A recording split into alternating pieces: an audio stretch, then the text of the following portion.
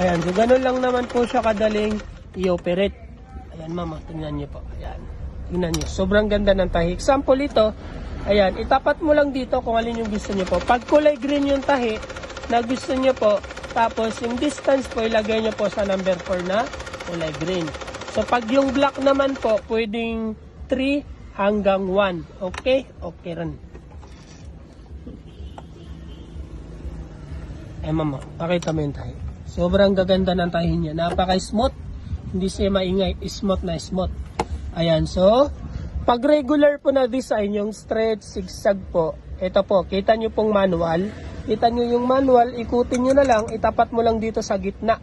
Ayan o, ito yung manual. Basta dito yung indicator. Pag nakalagay yan sa manual po, straight, zigzag yung gagana tsaka yung straight. Ngayon, pag nakalagay sa manual, tapos ito, nakalagay ito sa number 5, automatic ma'am, yung zigzag yung gagana.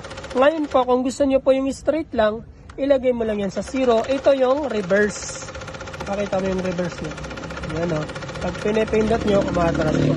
Kung may katanungan kayo ma'am, chat na lang kayo sa amin or tawag na lang po kayo sa aming number 09122222.